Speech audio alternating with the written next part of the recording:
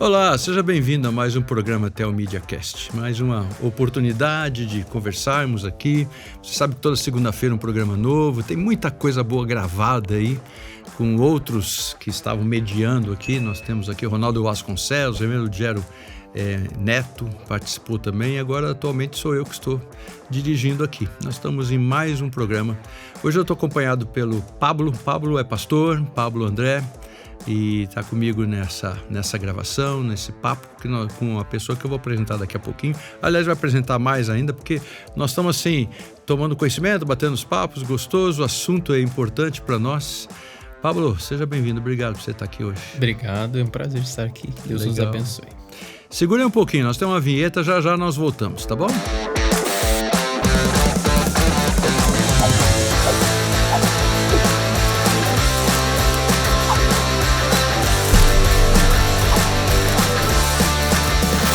Pronto, estamos de volta. Então, vamos conversar.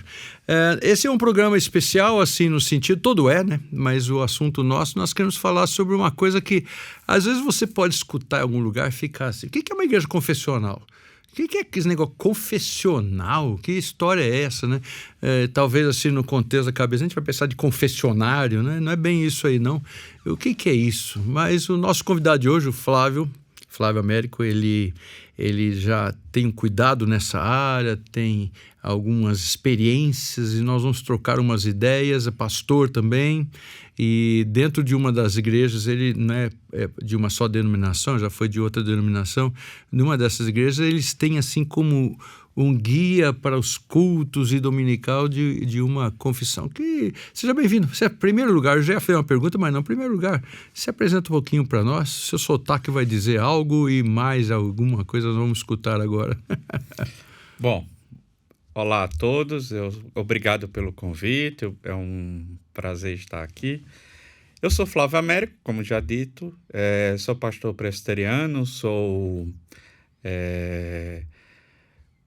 estudioso da história da igreja, gosto dessa área específica da teologia e história da igreja. E pelo sotaque, eu acho que já deu para perceber que eu não sou daqui de São Paulo.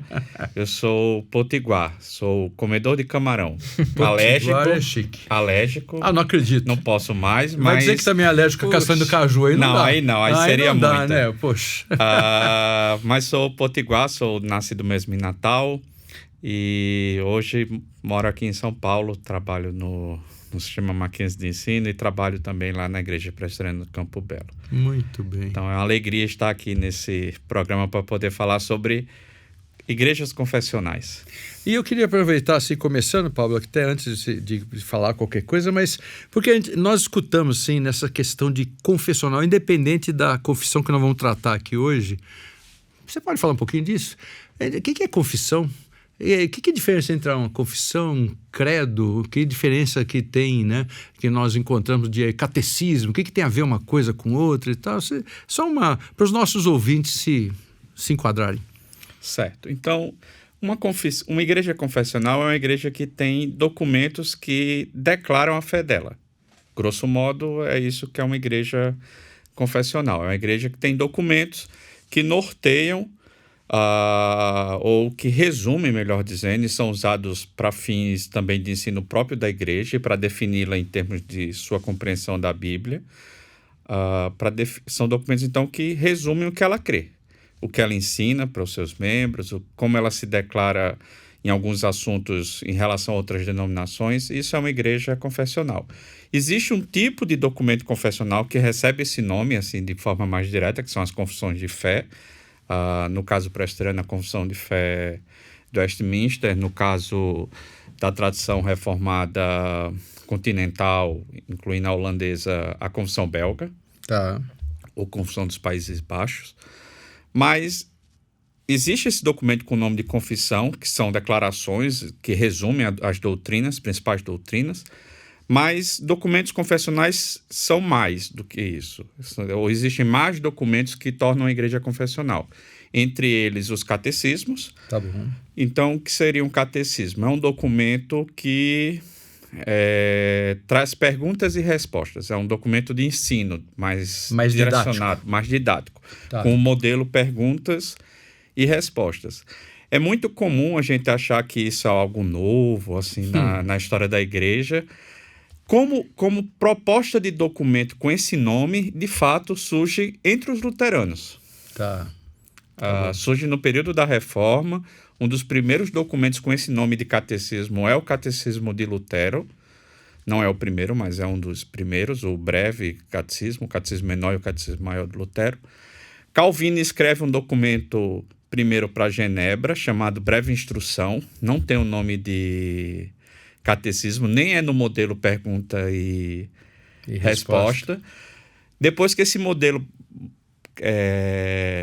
pergunta e resposta fica famoso, Calvino escreve um segundo documento, agora com o nome de catecismo, Catecismo de Genebra, com o modelo pergunta e resposta. Mas não, assim, pergunta direta e resposta direta, mas uma espécie de bate-papo, como a gente está fazendo aqui, com um mestre e um aluno. Isso seria para dentro da igreja ou para famílias? Você sabe se tinha um objetivo específico para isso? O principal objetivo era a instrução da comunidade. O pastor se dirigindo a... E as famílias terem ferramentas para ensinarem, os pais terem ferramentas para ensinar em casa. E eu penso que o que nós vamos falar mais agora é um documento de Heidelberg. Então aí, a gente fala Alemanha, mas naquela época era uma Alemanha diferente. É o Sacro Império. Isso, né?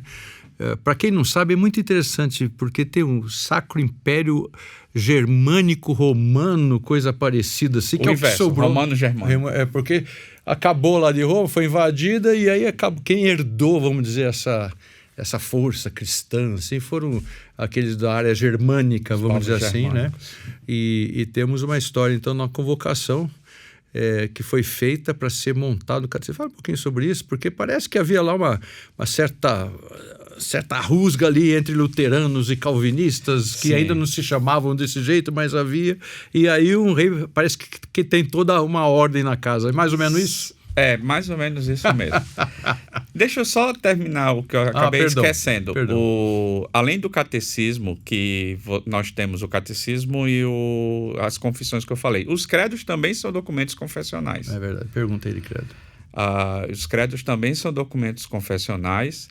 Então, nós temos geralmente as igrejas confessionais, os credos e alguns documentos do período da Reforma. Eu gosto de pensar assim: os credos são um documento mais amplo, que definem cristãos.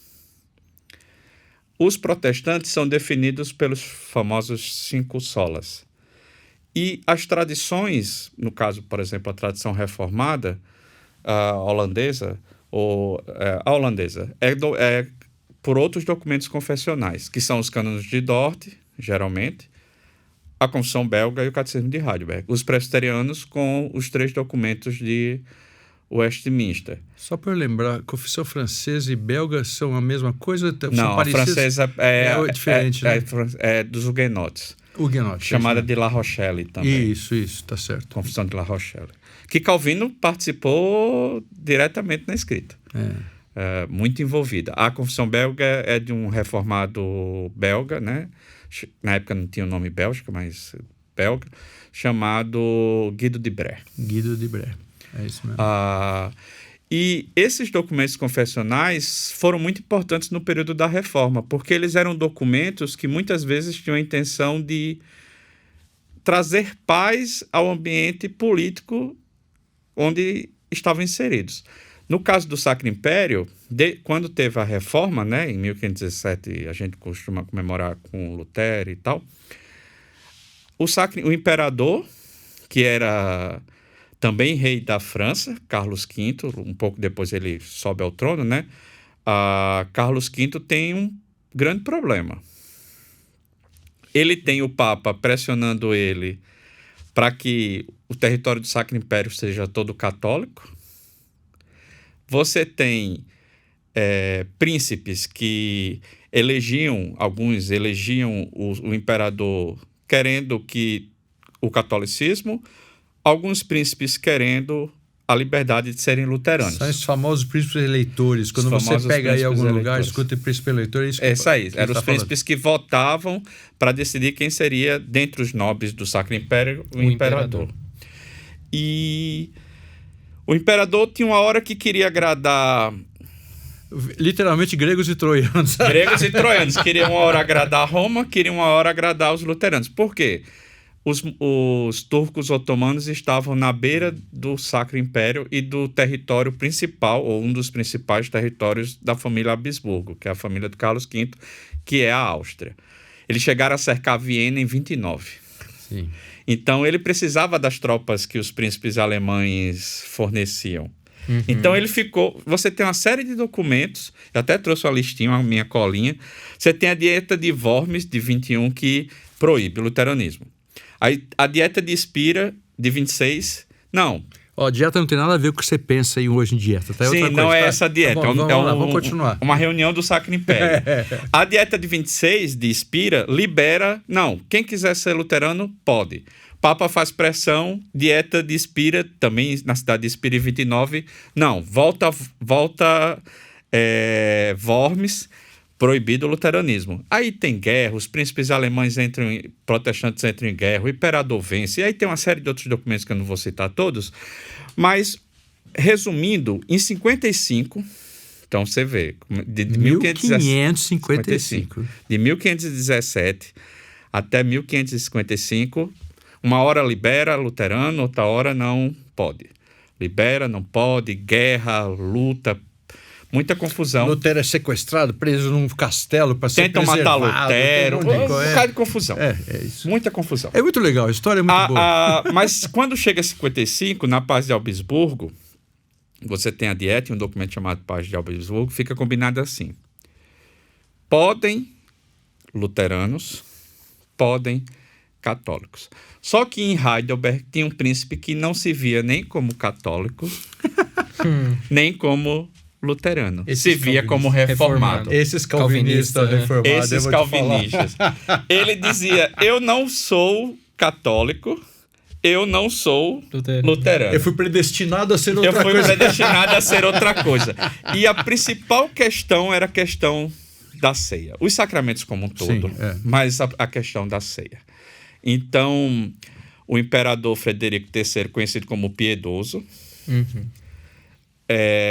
isso está até em 1563, isso antes, né, 1562, pega um grupo de teólogos da sua universidade e diz, vamos criar um documento que é lançado em janeiro de 1563, que é o chamado Catecismo de Heidelberg. Zacarias Ursino e Gaspar Olevianos, os principais autores, né? Não são os únicos, mas são os principais. Um parece que era o pastor da igreja, outro era o professor. Um era pastor e um professor de teologia, Tá, exatamente. Um era o pregador da corte e o outro professor de teologia. E eles escrevem, então, aquele que é considerado o mais bonito e pastoral catecismo reformado. Só para saber, Heidelberg nessa época era a capital da região lá. Você não era Berlim, do Palatinado. Então era ali que era. Você tinha vários... O território da Alemanha não estava unificado. Certo. Você tinha vários territórios principados, né? E cidades independentes e tal. Então, existia uma região chamada Palatinado, o Conde Palatino. Por que é importante dizer isso? Frederico era um dos eleitores. Então, ele tinha, digamos, uma certa autoridade no Império. Ele, como um dos eleitores, ele disse, não, eu quero que o Império entenda que é possível ser cristão sem ser católico, nem ser luterano. E ele não se via próximo aos católicos. Sem ser esses radicais aí. Existe um outro caminho. Ele se via mais próximo do movimento protestante, evidentemente. Ele se via como protestante contra a Igreja Romana. Mas ele queria, com esse documento, também defender uma posição dentro do Império, dizendo assim, eu quero ser protestante e reformado. Principalmente na questão sacramental. São duas as questões mais claras, assim, que tornam o documento reformado. O papel da lei e os sacramentos. Assim, claramente ele entra faz uma distinção do pensamento luterano, o papel da lei e os sacramentos. Só para lembrar um pouquinho para quem escuta, então, você falou ceia lá para trás, então a ceia divide basicamente em 3 grandes pensamentos diferentes, né? Então nós temos aqueles que creem que o elemento se transforma, a gente chama de transubstanciação. aqueles que entendem que o Senhor passa a habitar no elemento, seja o cálice, seja quando você consagra, ele passa a habitar ali, mas não se transforma. E um terceiro grupo que acredita que não acontece nenhuma transformação no elemento propriamente. Mas aí também esse grupo se subdivide em dois lados, porque um grupo acredita que é só um memorial, uma coisa assim, e outro acredita já numa função abençoadora, espiritual, que é o que nós seguimos, né, os reformados. Né? E Heidelberg defende essa visão bem dentro da tradição reformada. Não vê como apenas um memorial. Mas agora o senhor diz que o Frederico teve uma posição bem mais reformada e ele estava entre católicos e luteranos. De onde é que veio essa influência para ele ou sobre ele, a ponto de ele defender uma outra posição, uma vez que eles estavam ali fora daquela chamada reforma suíça, e tinham outros movimentos de reforma também que estavam acontecendo, e a ponto de não só os próprios escritores ali, ursinos e olevianos, mas o próprio Frederico, ele teve algum tipo de influência por escritos ou outros pastores ou viagens? O senhor sabe dizer disso? Não se sabe exatamente de onde vem essa influência no Olevianos. O que se sabe é que o pensamento reformado já circulava. Sim. E dentro das ofertas de ideias, ele não estava satisfeito. A esposa dele ele foi criado como católico. Você está falando Frederico? Frederico foi criado como católico, mas casou com uma luterana. Uhum. Então ele se aproxima do protestantismo através da sua esposa. Só que, com o tempo, ele não fica satisfeito com a visão da consubstanciação. E dentro do território dele, eu não falei, mas deixa então eu colocar. Os luteranos se dividiram nesse período, antes de 55. Os próprios luteranos? Os próprios luteranos. Surgiu um movimento, nesse período que pode ter luterano, não pode ter luterano, foram tentados alguns movimentos para... Não, gente, deixa assim, vamos tentar um meio termo aqui entre luteranos e católicos. E surge um conceito lá que são as questões chamadas adiáforas, que são questões sem importância, ou secundárias. E o imperador propôs que, não, vamos fazer assim, a gente mantém a doutrina da justificação, mas pode ter santos na igreja. Os padres podem casar, mas a gente mantém o vínculo com Roma. Uhum. Então, Philippe Melanchthon, que era uma doce pessoa, né? tomou uma posição de, não, aceitamos as questões como secundárias. Se ficar firme na questão da justificação, dá para abrir mão dessas outras questões. E um grupo dentro do luteranismo, chamado gnésio-luteranos, ou verdadeiros luteranos, rompem com os filipistas ou melanchthonianos, assim. Que seriam os liberais da época. Seriam considerados liberais porque eles estariam rompendo com a tradição de Lutero. Sim. Certo. Lutero já tinha morrido nessa época? Já tinha morrido. Já no Melanchthon é o sucessor. Sucessor. E aí um grupo fica revoltadíssimo com isso, assim. Melanchthon também começou a se aproximar do pensamento católico em algumas questões e do pensamento reformado em outras. Uhum. Melanchthon chegou a defender 3 sacramentos, não só 2. Além dos sacramentos do batismo e da Santa Ceia, o sacramento da confissão.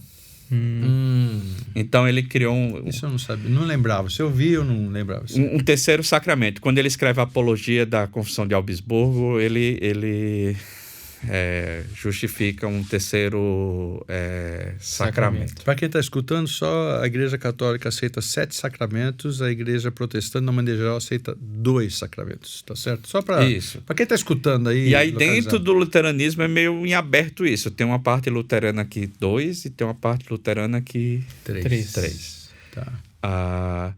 E do ponto de vista da ceia, ele começou a questionar um pouquinho a questão da consubstanciação, que é da presença física do corpo e do sangue. Então, algumas pessoas ficaram muito revoltadas com Melanchthon e passou então a ser mal visto, Melancton, dentro mesmo da igreja luterana. E dentro de Heidelberg começou a ter conflitos entre luteranos. O Melancton, nessa época, era em Wittenberg que ele ficava? Era onde que ele ficava? Wittenberg. Então, estamos falando de Heidelberg e Wittenberg são cidades diferentes. Tá. Então, dentro de Heidelberg, o príncipe, querendo trazer uma paz e tal, os próprios luteranos começaram a entrar em conflito com reformados. Então, o príncipe, tudo indica por convicções pessoais, não por questões meramente políticas, se inclinou para a direção reformada. Uhum. Então, e curioso que o senhor me perguntou há pouco para que servia o documento. O documento servia, no caso de Heidelberg, para ser pregado dominicalmente. Ele foi dividido, não logo na primeira versão, mas foram lançadas várias versões ao longo de 1563.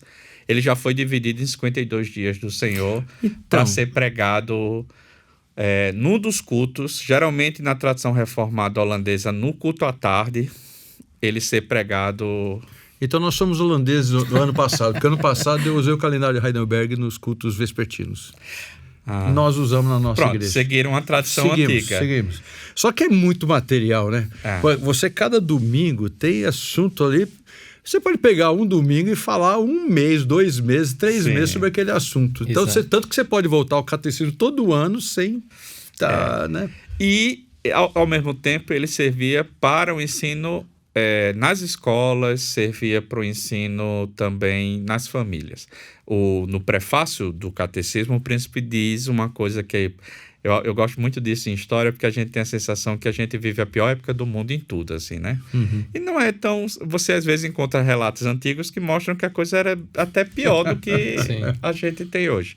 E ele falando que os jovens estavam moralmente degradados, que novidade, que não conheciam a doutrina, que não conheciam as escrituras, que o catecismo de Heidelberg...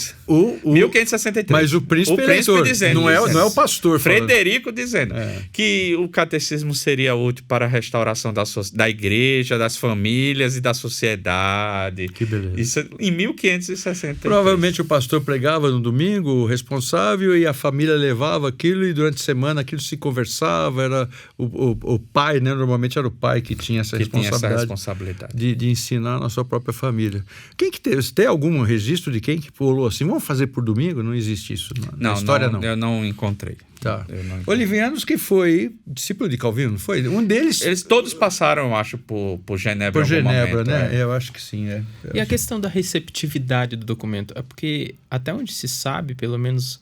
Westminster não foi aceita ali na Inglaterra, depois de ter sido feito e tudo mais, mas no caso de Heidelberg foi bem aceito, se espalhou, como foi essa? As 3 formas de Heidelberg só, né? Mas agora você falou, depois você vai ter que falar de 3 formas aí, mas vamos lá. Foi unanimidade, assim, tipo, todo mundo saiu aceitando ele, as igrejas holandesas, suíças, ele recebeu chancela meio que de todo mundo. Agora, infelizmente, o filho de Frederico III não deu continuidade na tradição reformada em Heidelberg. Certo. Mas, assim, foi bem recebido. Era usado na universidade até, mas ele foi muito bem aceito fora, mas não teve continuidade em Heidelberg. Por questões, os filhos foram pegando caminhos diferentes. E como vigorava o princípio de o príncipe tinha a religião, o povo tinha que ter a religião, acabou saindo de lá. Mas... muitas denominações reformadas na Europa e depois as que migraram para a América usam ainda hoje o documento. Logo no início ele foi aceito por várias denominações. Estou querendo lembrar, Calvino morreu em 62, 1564. 64. Então ele chegou a... Pode ser que esse documento tenha chegado ao conhecimento de Calvino? Sim. Porque é 63, né? Ou 62? 63. Isso. 1563, porque o Westminster é 1648, é outro século. Isso. Mas então, pode ser que tenha chegado ao conhecimento de Calvino. Ele foi feito em 2 línguas, o catecismo. Ele foi feito em um alemão antigo, que não é o nosso não, que eu não falo o alemão dos nossos dias, E ele foi feito em latim, que era a língua acadêmica da época, para circular. E é curioso porque são quase idênticos, mas não são idênticos os documentos. Olha. Isso é um negócio muito curioso. Tanto é... Tradutore, traitore, diz aí alguém aí. Tanto é complicada essa questão que a questão 94...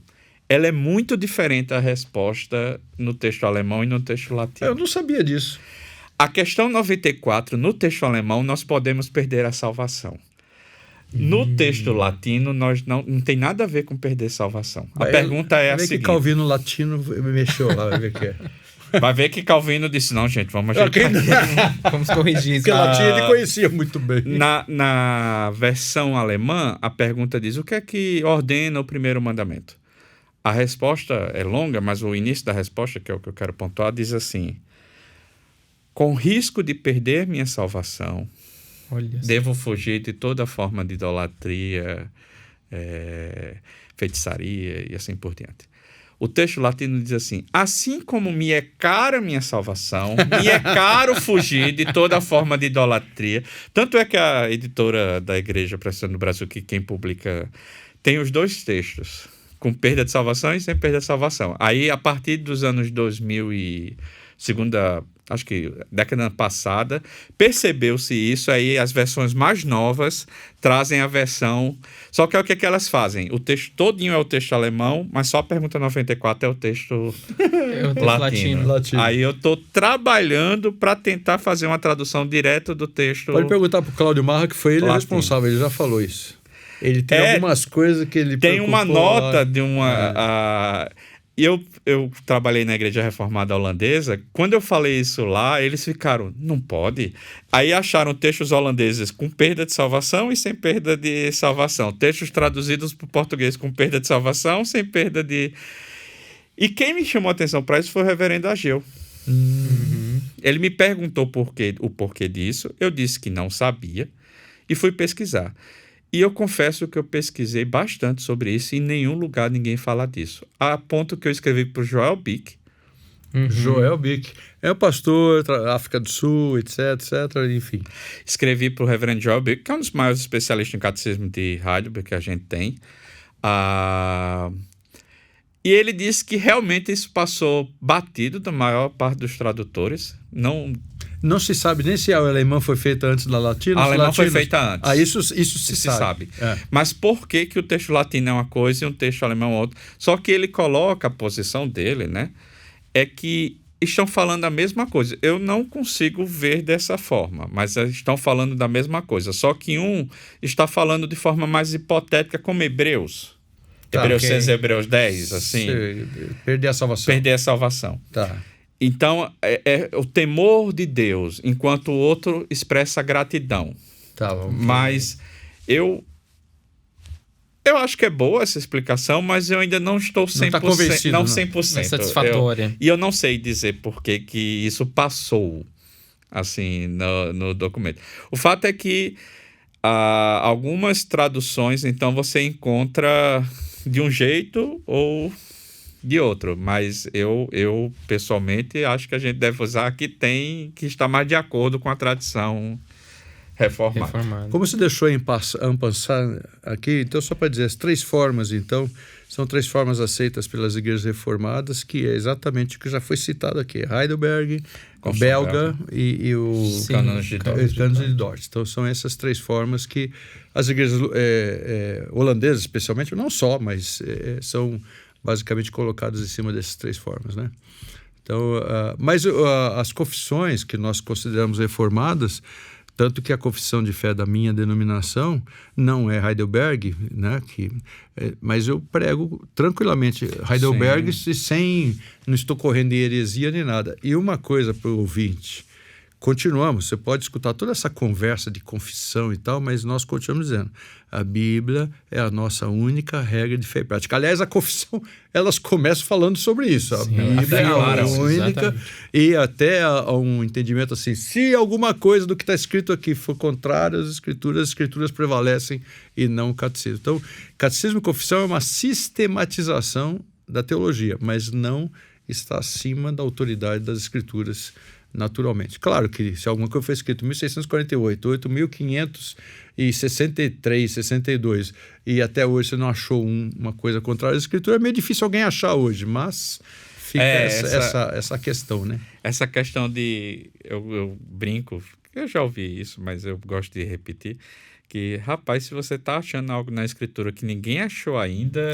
a chance de não ser bom é grande. De ser heresia é grande, assim. Ou você não pesquisou direito, alguém já falou, ou você corre o risco de estar incorrendo em heresia. Mas agora, pastor, o catecismo de Heidelberg, ele parece ter uma divisão bem clara, né? Ele tem ali... A segunda pergunta já fala sobre o que é que você precisa saber para desfrutar daquele conforto na vida e na morte. O senhor pode falar um pouco dessa divisão e por que ela é assim, e como elas conversam entre si? Essa é uma boa pergunta, porque ela me dá o link de uma coisa que eu já estava pensando até, que é uma das diferenças desse catecismo em relação à tradição dos catecismos de Lutero, por exemplo, ou de outras denominações ou de outras linhas teológicas. O catecismo de Heidelberg é dividido em 3 partes. Nossa miséria, nossa redenção e nossa gratidão. Maravilhoso. Didático, muito. Bem fácil. Os caras lá eram bons, fala a verdade. Não tem que falar, não. Nossa gratidão, nossa miséria, nossa redenção e nossa gratidão. O nossa miséria... Aqui entra o link com... E Calvino foi quem mudou isso. Na instrução cristã,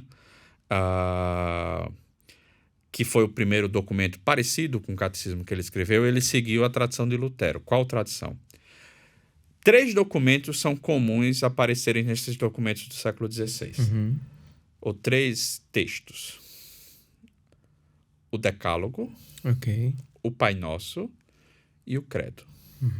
Westminster não quis colocar o credo porque entendia que, por causa do princípio sola escritura, então ele não quis comentar o credo, quis comentar somente a escritura, mas isso foi um debate, está lá nas atas de Westminster, essa discussão se entra ou não entra credo, mas por mais que o credo não esteja diretamente citado, os resumos que estão no credo estão no Em Westminster. De fato. Mas os outros documentos, confissões e catecismo, costumam trazer esses 3 documentos, ou textos. O Decálogo, os 10 Mandamentos, o Pai Nosso e o Credo Apostólico. Como é que isso aparece no texto de Lutero, no catecismo de Lutero? O Decálogo, ele é usado para mostrar nossa miséria. É o chamado segundo uso da lei, né? É o aio, né? Isso. A lei funciona como aio, ou como tutor, que me pega pela mão e me leva até Cristo. Depois que eu sou salvo, aliás, eu sou salvo quando eu tenho a verdadeira fé, que é resumida no credo. E, como forma de viver minha gratidão, eu tenho uma vida de oração também, dentre outras coisas, que inclui o Pai Nosso. Certo. Calvino, então, na sua Instrução Cristã, Breve Instrução Cristã, que é o primeiro documento parecido com o catecismo que ele escreve, ele segue essa sequência. E também é base das institutas, né? Assim, sim, Decálogo, essa sequência, Decálogo, Credo, e Pai Nosso. Calvino mudou no catecismo de Genebra. Certo. Ele deixou a fé ainda resumida no credo, a verdadeira fé está resumida no credo, mas... Tanto o Decálogo quanto o Pai Nosso são elementos da vida de gratidão. Porque o Decálogo agora é seu terceiro uso da lei. É a lei como modelo de vida santa em gratidão pela salvação. Então, como é que Heidelberg, voltando a Heidelberg, como é que Heidelberg faz isso? Para falar da nossa miséria, ele não usa o Decálogo. Certo. Usa os 2 grandes mandamentos. Amar a Deus acima de todas as coisas e o próximo como a si mesmo. E aí Heidelberg mostra, nós não conseguimos... Nenhuma coisa nem outra. Nenhuma coisa nem outra. Então, nossa miséria. E aí vai falar do pecado, da natureza da queda e tal. Precisamos, então, ter a verdadeira fé para ser salvos. Essa verdadeira fé está resumida no credo. Credo apostólico. Só que na seção... E aí é nossa redenção. E aí é toda a seção sobre Jesus Cristo, sua obra... E aí entra, então, a seção sobre nossa Gratidão, que traz, então, agora a vida, traz tanto a ética quanto, vou usar a palavra que se usa, tem gente que não gosta muito do uso da palavra, mas espiritualidade. Então, a nossa gratidão é resumida entre a vida santa e a vida de oração. Isso. Decálogo e Pai Nosso. Nosso. É muito bonito isso, né? Não, é muito gostoso mesmo. Porque é muito mesmo. E isso é uma característica bem reformada. Os luteranos, não é que eles negam o terceiro uso da lei, mas não é uma ênfase deles. Isso é uma ênfase muito reformada.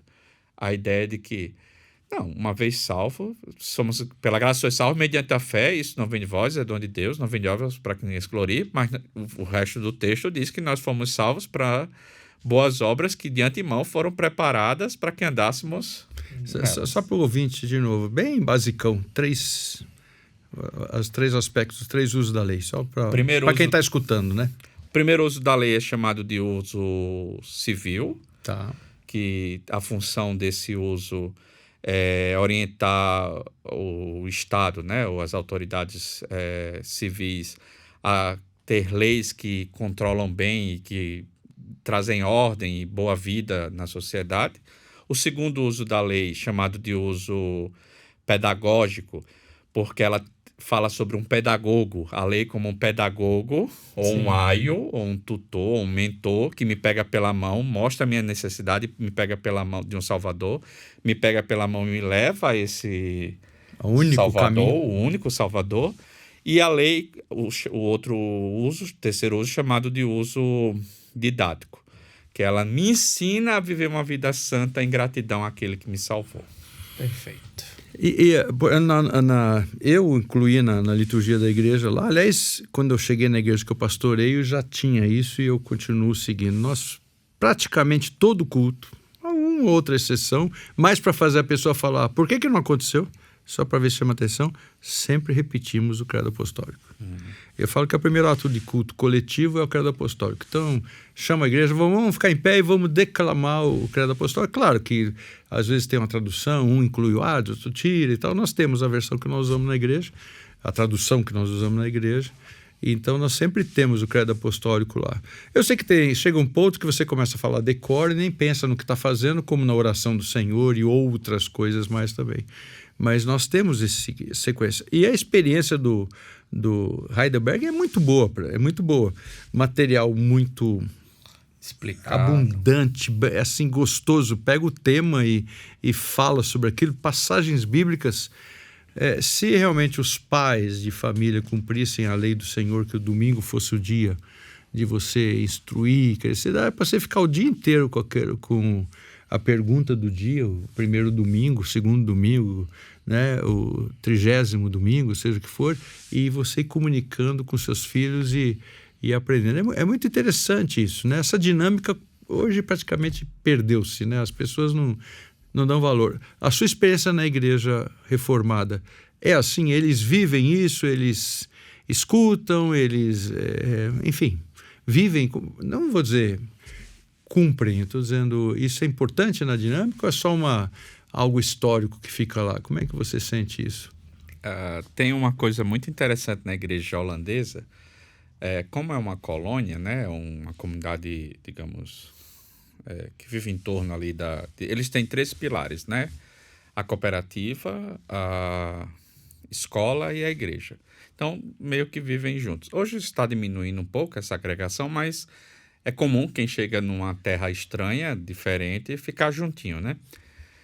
Eles não têm escola dominical como nós temos. Isso não, digamos, vingou no meio deles. Eles não têm a escola dominical. O que eles têm é o catecismo semanal. O que é que acontece? Chega uma idade que o pessoal do 8º ao 9º ano do ensino fundamental até o 3º ano do ensino médio, eles fazem catecismo durante a semana. Então, tem o dia do catecismo. Então, os jovens da comunidade, isso está também diminuindo a frequência, mas é uma tradição, eles participam do catecismo. Em tese, esse catecismo deveria ser feito com catecismos. Não ter só o nome... isso é uma informação importante. Catecismo, como documento, eu disse, surgiu no século XVI entre os luteranos, mas a ideia de material para o ensino catequético tem desde A Igreja Romana tem catecismo. Catecismo Certo. também. E tem catecismos, documentos catequéticos, ou de instrução oral, que é de onde vem a palavra, né? Desde o início da igreja. Tem uma obra que é traduzida pela Paulus, de Agostinho, que é chamada Primeiro Catecismo. O nome não é Primeiro Catecismo, mas é um documento original em latim. Eu não lembro qual é o nome em latim, mas não é catecismo. O catecismo só vai surgir como nome de um documento no século XVI. Mas o próprio Agostinho escreveu uma obra sobre o que deveria ser ensinado na catequese, ou nas aulas de instrução doutrinária para quem vai fazer profissão de fé ou ser batizado. Então, nesse grupo, voltando aos holandeses, nesse espaço deles, em tese, deveria ser ensinado o catecismo. E quando eu estava lá, eu ensinei o catecismo. Eu usei o catecismo Nova Cidade do Tim Keller. Tim Keller, que em grande medida é baseado no catecismo de Heidelberg. Sim. Então foi uma experiência muito, muito proveitosa fazê-los memorizar. Eu acho que a memorização é uma coisa boa, mas eu trabalhava com eles com a ideia. Eles não precisavam memorizar cada palavra da resposta, mas se eles conseguissem expressar com suas palavras o que estava na resposta, eu me dava por Isso assim, até como preparação para a profissão de fé. Isso era preparação para a profissão de fé. Certo. Muito bom. Era o principal objetivo, era preparar esse pessoal para um dia, geralmente quando terminava o ensino médio, também fazer sua... Quer dizer que a profissão de fé era feita lá no tempo de idade equivalente ao término do segundo ensino grau. médio, isso. Era mais ou menos o período. E aí era uma turma grande da igreja, geralmente, que fazia. Era uma cerimônia bem, bem bonita. Uma festa era um dia gostosa. de festa, a igreja enchia, que vinham os pais, E eles têm uma prática muito bonita na igreja reformada, que é guardar versículos para momentos específicos da vida. Uhum. Então, no batismo de uma criança, tem um versículo que vai na certidão de batismo. E aquele versículo, ela sabe a vida toda. A profissão de fé, eles escolhem um versículo que eles querem guardar. Aí tem um versículo do casamento, até de sepultamento tem a família guarda o versículo do culto, não é culto, mas da cerimônia fúnebre. Certo. Então é muito, muito... Eu acho bonita essa prática. Então a profissão de fé lá era uma cerimônia muito, muito festiva, assim, muito gostosa. E para pregação também eles usam como calendário? Pararam de usar. Puxa. E aí o meu trabalho do doutorado é escrever... já estou no 32º dia do Senhor, um devocionário comentando cada dia do Senhor, né? Certo. E aí são textos de segunda a sexta, cada dia de 300 a 500 palavras. Então eles leem de segunda a sexta, cada dia de 300 a 500 palavras, comentando aquele dia do Senhor. Semana que vem, outro dia do Senhor. Quer dizer, você tem o domingo, dia do Senhor, primeiro, e depois você tem mais 6 dias onde você desenvolve aquele do primeiro domingo. Isso. Que beleza. E eu tô bem animado. E já foi testado lá. Os 32 dias já foram mandados. Eu vou pegando... essa parte não ficou clara. Vou guardando feedbacks, né? esses feedbacks. E a ideia depois é publicar isso. Né? Vai ser muito bom. Isso. E aí a ideia é ser lido durante um ano. Certo. Você estuda o resumo do Catecismo de Heidelberg. Eu mexer na estrutura para que a denominação voltasse a pregar no domingo seria muito mais trabalhoso do que escrever um devocionário. Muito. Então a gente foi pelo devocionário. Mas é uma prática muito boa que vocês utilizaram, né? Esse ano paramos, mas eu pretendo voltar a ter isso outra vez. Eu quero fazer outras vezes. Não é a primeira vez que eu faço isso na igreja que eu pastoreio. Fiz o ano passado, o Pablo e eu fizemos lá na igreja, estudamos o catecismo, e eu esse ano não estou fazendo, pregando um livro de manhã, outro livro à noite, de manhã Gênesis, de noite Pedro, por enquanto, a primeira carta de Pedro, mas ano que vem eu tenho ideia de voltar a fazer o catecismo. Eu não sei nem... Assim, vontade a gente tem, mas tem que ver o retorno da igreja, de repente fazer num outro horário, ou numa classe escola dominical. Escola dominical é um lugar bom para ter o catecismo, uma classe de Heidelberg. Porque realmente são informações importantes e não esgota. Você pode usar o catecismo de Heidelberg 10 anos, você vai ter sempre complementares, como as escrituras, né? Então nós tivemos uma gravação já que está aí, né? Por aí nosso podcast aqui e estava falando sobre exposição bíblica. Você pode voltar e expor de novo o livro e você vai ter sempre assunto. A riqueza é muito grande. Né? E uma das características do Heidelberg também, que sempre me cativou muito, eu lembro que eu usufruí bastante dele no seminário, foi o tom pastoral que ele tem. Ele é muito pessoal, né? Diferente de outros que são mais gerais, mais genéricos. Até a linguagem, tudo na primeira pessoa, do singular. Quem é o teu? E aí a resposta é, ele é o meu Redentor, ou coisa do tipo. Então, eu acho que isso, ele tem um tom que abraça. Parece muito mais do que o outro. Eu sempre me vejo emocionado. Isso é uma experiência particular, lendo e me deliciando no Catecismo de Heidelberg. E é legal que tem um livro que é a harmonia das confissões. Né? Você ainda pega, pode ver aqui, fala isso ali, vai completando paralelo. Claro que tem os buracos que sempre... São documentos de Westminster, as 3 formas de unidade, a segunda confissão helvética. Isso. São os 7 documentos que aparecem lá. Nessa harmonia. E você vê a harmonia. Isso é... Uma das coisas que eu tento fazer no devocionário é citar outros documentos reformados para dizer, gente, é a mesma tradição, tá vendo? Então eu cito a confissão francesa, eu cito a confissão escocesa, a segunda confissão helvética. Você já percebeu que tem um monte de coisa, né? Não é só Heidelberg, belga e alguma francesa que a gente falou aqui, mas você tem muitos escritos. E essas tradições, elas são... Por exemplo, a primeira vez que apareceu que são 3 as marcas da verdadeira igreja. O correto ensino das escrituras, a correta administração dos sacramentos e a correta aplicação da disciplina é na confissão escocesa. Uhum. Que é o embrião do presbiterianismo. Do presbiterianismo. Outros documentos reformados geralmente só não colocam a disciplina. E a confissão escocesa colocou a John Knox. John Knox era bravo demais. Né? Colocou lá o correto uso da disciplina. Então, hoje, quando a gente fala na tradição reformada dessas 3 marcas de uma verdadeira igreja, tem a ver com um dos documentos confessionais reformados do século XVI, que é a confissão escocesa. Mas sabe, coisas que eu lembro disso também, eu fico imaginando, né? Algumas coisas estão escritas, outras não estão escritas. Claro que a inteligência, né? São pessoas, sim, que têm uma cabeça muito boa e tal, mas havia muita piedade na preparação disso, né? Uma das coisas mais bonitas que tem é querendo definir Deus lá em Westminster, por exemplo, e ninguém sabe, os doutores, não sei o quê, vai abrir mais uma sessão, aí o presidente pede para um mais novo lá fazer uma oração, o cara começa, e aí... A oração. Quando ele faz a oração, ele começa, Deus, tu que és. Então, terminou, o presidente falou, está anotado, vai ser esse o item do que é Deus. Com o começo da oração feita pelo, parece que é isso, era o pastor mais novo que estava presente. George Gillespie. Ele era escocês. E é uma coisa assim extraordinária.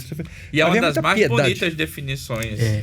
Foi numa oração, não foi nem assim, teólogo tal, o que você acha, o que você acha, não, é assim, ele, então, Senhor, e aí ele faz toda aquela definição e fala assim, pode anotar aí que essa vai ser o artigo que... E é precisamente por causa da dificuldade, né, que eles estavam discutindo como é que vai fazer. Vamos orar então, irmãos. Aí chamam alguém para orar e Calvino diz, a verdadeira função do conhecimento de Deus é a piedade. Isso. Ele é o teólogo da oração, do Espírito Santo, Calvino, né? É muito... Porque é isso que eu penso, que tem influência muito grande lá em Heidelberg, com certeza de Calvino. Era um povo muito piedoso. E era tempo de guerra, né? De luta. Precisa lembrar Guido de Bré foi queimado, né? Isso mesmo. Guido de Bré, que escreveu a confissão belga, foi queimado. Não, temos Zwingli morrendo em campo de batalha, as coisas assim... Né, tremendas que você vê. É uma herança muito rica que às vezes a gente despreza, né? Eu fico triste, assim.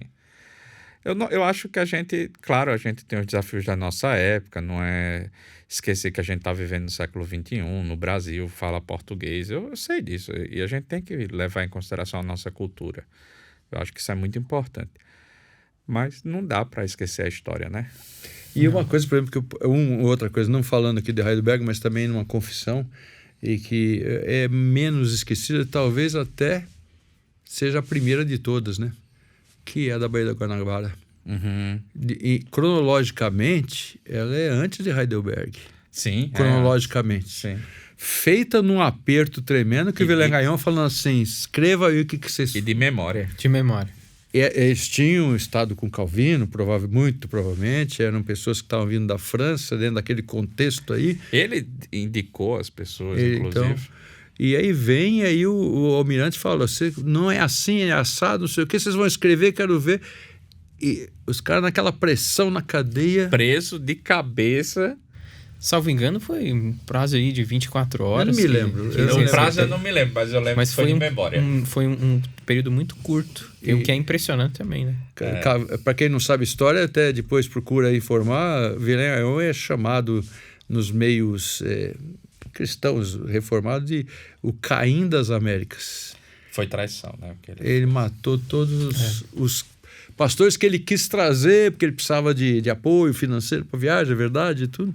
E aí matou todos, não, acho que 3 escaparam, um fugiu e foi morto, depois enforcado num episódio, né, que até hoje se fala que José de Anchieta teve participação. Aí é uma discussão sem fim essa história toda, mas sempre por causa da fé. Hoje em dia a gente, essa ideia nossa de não, vamos acolher tudo, parece que não temos mais fundamentos, né? E aí eu lembro, isso virou pejorativo nos dias de hoje, né? Chamar alguém de fundamentalista é você dizer que ele é pequeno, que ele é muito atrasado, que ele é muito tosco. Isso. Mas está lá escrito nos Salmos, né? Se nós tirarmos fundamentos, o que vai ficar? E nós precisamos dos fundamentos, são importantíssimos para nós, né? Uma das acusações que se faz a quem tem zelo pela confessionalidade da igreja é que confessionalidade divide. Não, ela não divide, ela une. Isso. Porque nós podemos dizer que declaramos juntos a mesma fé. Isso. É claro que existem questões que outras denominações entendem diferente e a gente não acha que eles não são crentes por causa disso. A questão, por exemplo, do batismo. Não é esse o ponto. Mas uma das funções dos documentos confessionais é unir.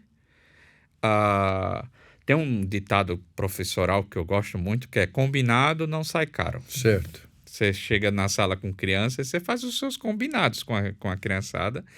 Então, aquilo que foi combinado previamente não sai caro, é bom, tá tranquilo. Evita ter que ficar sempre discutindo a mesma coisa. A confessionalidade ajuda nisso. Isso. A gente não precisa ficar discutindo. São 3 mesmo pessoas da Trindade? Não são. Então, eu acho que a confessionalidade é uma coisa que deve ser vista como aquilo que une. Tem um livro do Packer que o Packer me inspirou muito. No livro Conhecimento de Deus, ele se diz como um catequista, assim, longe de querer ser igual ao Packer, mas uma coisa que eu me vejo, assim, é um catequista também. Uma coisa que eu gosto de ensinar são esses fundamentos da doutrina que geralmente estão em catecismos e em documentos confessionais. Mas tem um livro dele muito triste de ler, que é o último livro que ele escreve, que é Fé Ativa.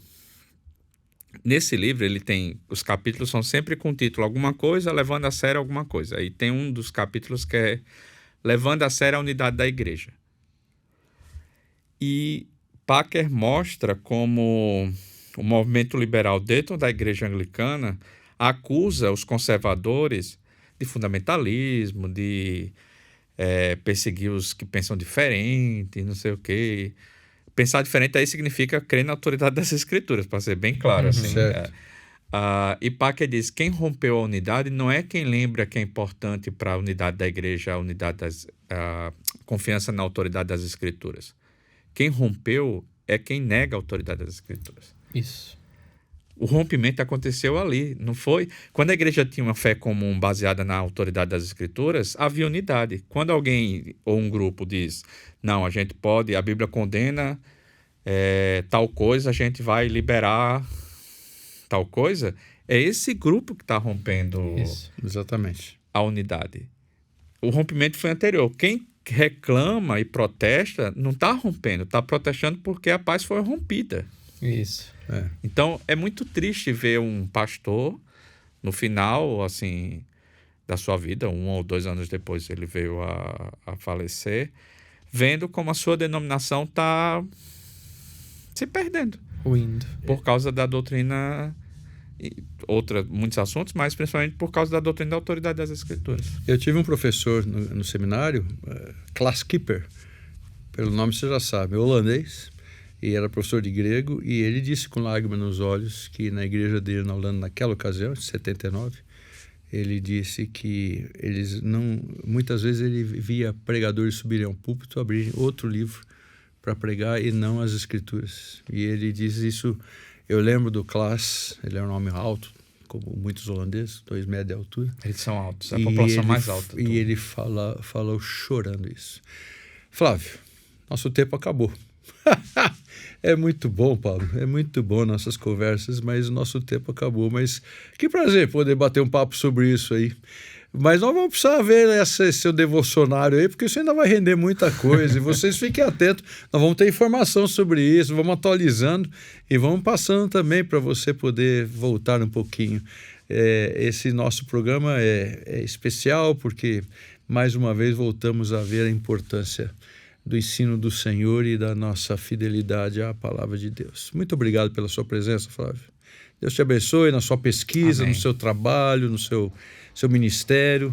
O Flávio também está envolvido com o sistema Mackenzie de ensino, então é o trabalho dele também lá no Mackenzie profissionalmente, além de pastor. Mas muito obrigado por tua presença. Obrigado pelo convite. Pablo, obrigado. Que bom que nós estamos juntos. A gente isso aqui vai sobrar depois para a conversa nossa. Com certeza. Lá no gabinete nosso, né? Ele é meu pastor auxiliar, então vai ser bom para nossas conversas também. Você que está nos escutando, muito obrigado pela tua atenção, sua atenção. Procure lá mais informações. Você sabe aqui no nosso aplicativo da Telmídia quanta coisa nós temos. Nós temos aí este programa aqui, temos o Telmídia Rádio também, temos o Telmídia Blog, nós temos Tatielas, tem tanta coisa boa lá. Você pode acessar nas principais plataformas de streaming e você aí nos acompanhar. Se puder, considere também apoiar esse trabalho aqui na parte de sustento, fazendo assinatura, porque você entra lá é de graça, mas tem também alguma participação que você pode nos ajudar bastante. Deus te abençoe. Até o nosso próximo encontro.